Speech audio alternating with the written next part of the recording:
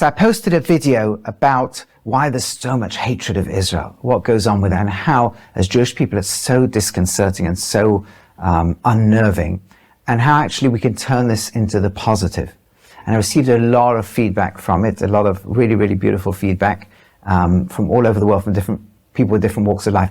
And this kind of a common question of, okay, I get this message of our response to real hatred is try and bring more good into the world. But what do we do? I want to read to you a little bit of one message. I'm not going to give away who the person is, so I'll anonymize it slightly.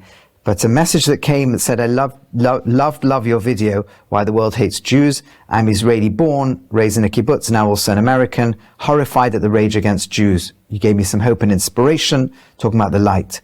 I'm completely atheist, and I've thought the Talmud as nonsense. I feel very Jewish and proud of my heritage. Right now, in wherever they are in the world, I don't know how to navigate this all-consuming hatred. So new to me, so depressing. You brought some light to my day. And they carry on. We're talking backwards and forwards a little bit, and tells me a little bit about the background of the person. I usually don't listen to rabbis and delete them from my list, but something about the way you spoke connected me in a way that felt true. And talking about it a little bit again about their background. This whole thing is beyond devastating. I don't know how to deal with the hatred and rage. We lose friends here. We are shell-shocked. How do we deal with the hatred and the rage, right? So how do we then bring all that light into the world that I was talking about? If a person is a believer in Torah, believe in Hashem, it's quite easy, right? We obviously have to do everything we can in our own personal life to increase good in the world, in our own prayer, in our own charity, in our own keeping of learning Torah, mitzvahs. What do I do if I have no belief in any of this, or I've never had the connection to it before, never really felt Jewish until I've suddenly seen how much hatred's erupted and I'm losing friends everywhere over this war? And I would say a few things. First of all, you're not alone. We're all in this together. And we're not only all in this together everywhere. It doesn't matter if we wear this or don't wear this, if we're this background or that background. Something's awoken where we've all been put into the same position together, feeling this venomous, ferocious hatred. And by the way, it's certainly not from everybody in the world. Let's not despair. There's so many good people in the world, so many people in the world who have moral clarity and don't think this way. But yes, there is something very, very disconcerting about the level of all of this. But we are in it together. You're not alone, even if you're stuck in a town where there's no one else Jewish and no one else you can turn to. We're not alone. We do have an internet world, a world we can connect to one another. And even if we can't physically connect, we can stop and feel this unity and oneness with this nation that's coming under attack together all over the world. And not only together in space, but together in time. We're there with our ancestors who are being driven out of country after country. The 83 expulsions of Jews, the innumerable genocides that were done against Jews, the hundreds or maybe thousands of them, the Khmelnytsky massacres, the expulsion from Spain, the Inquisitions, the tortures, all the different things that happened across Jewish history, and obviously the Holocaust. But in all eras, we were there together with one another. We are there with them in their past suffering. They are there with us in the present suffering, and the future with us too. And that oneness has seen us through all of this. So even if we don't easily connect to Hashem, connect the idea of God, or connect the idea of the meaning and purpose, there is something about that unified Jewish soul that we can plug into and to connect to. That's the first point. And just stopping and thinking that deep breath, visualizing that I'm not alone, that there's a oneness with millions of Jews throughout history, all who share one heart, one soul, beating with me, feeling my pain, and I feel theirs. That's very powerful, and something that can really just hold us in place and realize this is not about me and my feelings. This is about an us that no empire was capable of destroying, and no amount of hatred has gotten rid of. And that despite all the attempts to rid us from this planet, we're still here, still living for the messages we've always lived for. And that's something to connect to and feel deeply proud of. That's number one. Here's another suggestion though. Number two is there's a day that is unique to the Jewish people. It's the day of Shabbat, right? And here I'm not about to be that rabbi who just gets up and says, that's it, keep Shabbos, But I do want to advocate something like that, and I'll tell you why. Because Shabbat is a day that has been so unique to the Jewish people, coming in sundown on Friday and ending sundown on Saturday. But we may not feel that we can keep the Shabbat, or we may feel we already do, and therefore I'm about to say sounds irrelevant. I want to say something that's true for every Jew in the world, whether we keep Shabbat, whether we call it Shabbos and we keep that, whether we don't keep anything. That moment, and you can Google it anywhere in the world where candle lighting begins, the Shabbat, the Sabbath, is a bit like leaving this world. And we introduce it by lighting candles. And I want to talk in a minute about what it all means. But let's just focus on that moment of lighting candles. That's a moment where wherever we are in the world, millions of Jews all over the world, more religious, less religious, light candles. And what they symbolize in that simple moment is we can bring a little bit of light. But I know me bringing light. I'm sharing that with millions of others bringing light. And I know with me bringing light right here in this little town where I may be, I follow my ancestors who've been doing the same thing. In the cellars of Spain when they had to escape people hunting down, are you Jewish, are you Christian, are you a Jew? In the darkest times in Jewish history, people carried on lighting those lights. In the light times, they carried on lighting those lights. And that light symbolizes something so powerful that no matter how dark the world is out there, I can keep lighting those lights. In a few weeks' time, and maybe when you're watching this video, it's already Hanukkah, where we're going to light even more lights. But right now, we can take on the lighting of lights as Shabbat comes in, whether we can observe that Shabbat, whether we can't, whether it's going to be special or not. And Shabbat really itself is something so magical as a Jew, because it's the time in the week where we actually leave this moment in history and we travel forward into a future which we do not know when it will be. But we travel forward into the dream the Jewish people have always had, that God has told us to always have. A world where you don't need to work anymore, where it's not about human productivity and power anymore, but a world where all that can go and we can live the world that we always dream of. And that's why on Shabbat we do that, right? Those who observe it fully, calling it Shabbat or calling it Shabbos or whatever we call it. It's the day when we don't do work and we don't switch on the phones and we don't control things. We don't even switch on the lights. We leave them all on preset before. But what we do is we live the world to its true goal. Is that sitting with those I love and spending time together. Sitting with God if I believe and connect to that in prayer. Sitting and studying the most meaningful things there are. For the Jew, that is always the Torah. Sitting and thinking about the most meaningful things in this world. Sitting and bonding with people. Connecting to myself. Connecting to the meaning of life. All of this. Now suppose you say to me, what are a few things? One, I can't do all that. Two, I already do all that, right? I'll tell you both of those. It doesn't have to be true. I may not do all of that. Right, let's talk with that first. I can't bring this whole Shabbos thing into my life. Okay, so let's begin by lighting. Can we light the candles?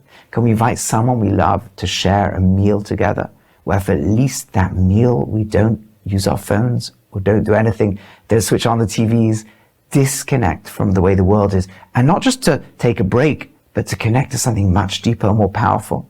If we're already doing a Friday night meal, can we make the conversation more deep and beautiful? Let's suppose someone says, I already keep Shabbos, I already do it all. Okay, but do we talk about all the stressful things of the week? Can we shift the conversation for at least one meal, or at least half an hour of that meal, or 1 hour of that meal, to talk about beautiful and holy things? The meaning of the Sedra, whatever it may be, the weekly Torah reading, and its depth and meaning, even if we've never studied Torah, even if we've all studied Torah, but not talk about anything else for just that half an hour or an hour. If we already do that, can we add some extra dimension of spirituality? And if we're just lighting the candles, can we make an extra prayer? If we've never lit candles before, pray for the goodness of ourselves and the goodness of the world. If we do light candles every week, pray for even more goodness in the world. Pray for the well-being of those soldiers fighting. Pray that there shouldn't be civilian casualties. Pray that war should end. Pray that all the goodness and godliness in humanity can come out. Add depth to our Shabbat, to our Shabbos. And whatever of it we do, we can add more. That's just a suggestion. The third suggestion is prayer. And here you've written to me and said, I'm an atheist. Okay, we can debate the philosophy of it. I'm very happy to do all that. I do that quite often, but we can suspend our disbelief because prayer is such a powerful thing. It says, I believe that it's not all random and chaotic. I believe somewhere in the madness and insanity and hatred in the world is some deeper light. I don't need to have a full theological label for where that light comes from. As a Jew, it comes from the one infinite source of love that generated this entire world in love and forgiveness and calls upon us to bring the light into the world. But even if I was theologically doubtful, I don't know, I can still suspend that disbelief and tap into the fact that as a Jewish people, in every situation, we've never given up on praying.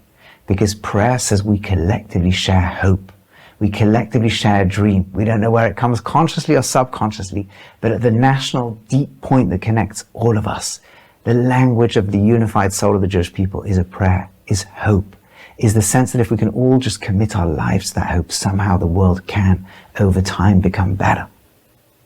And the fourth and final thing, even if we don't connect to any of that, whenever we see darkness and hate, use that as an opportunity to fight it with goodness and love. Even if the darkness and hate is hundreds of thousands of people who would tear us to pieces if they could. Even if it's feeling the ferocity and viciousness of a Hamas who would say, if I saw you as a Jew in the land of Israel, I would rip your heart and tear you. Even if it's people screaming at Israel defending itself and saying, and applying a standard that never applies to anybody else, and the hatred. Even if we feel outnumbered by that hatred.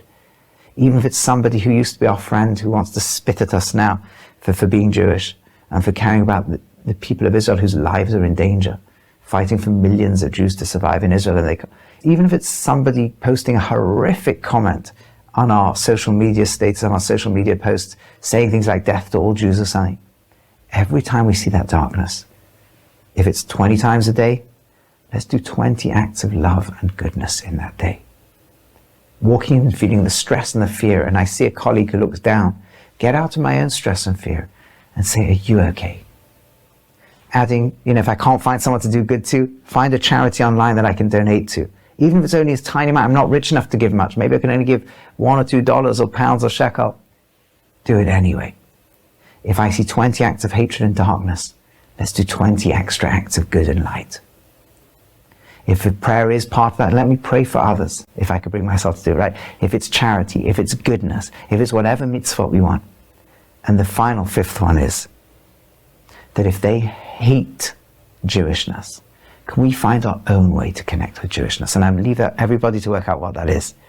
But one of the things the rabbis always tell us when darkness falls upon the Jewish people and evil comes to strike us, is there something more Jewish I can do? Is there some greater humanity I could do? And again, different people will be from different backgrounds, so I don't want to suggest what it'll be. But I mean, apart from adding humanity and goodness to the world, maybe I can commit more deeply to something Jewish, one mitzvah, one thing, one bit of light. I suggested earlier, maybe do Shabbat or candles. Maybe it's something else. Maybe it's studying something Jewish. Maybe it's going online and finding a mitzvah, something Jews have done through the generations that speaks to me. Maybe I'm already very, very religious and committed, but there's that thing I've been thinking I should really take on, and I just haven't really had the strength to do it.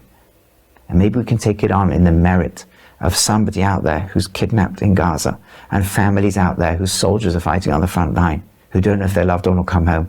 Maybe focusing on that alone and saying, may this be in your merit. Maybe even as an agnostic, I don't know, God, if you exist, but if you do, may this goodness somehow make its way across there and save that person.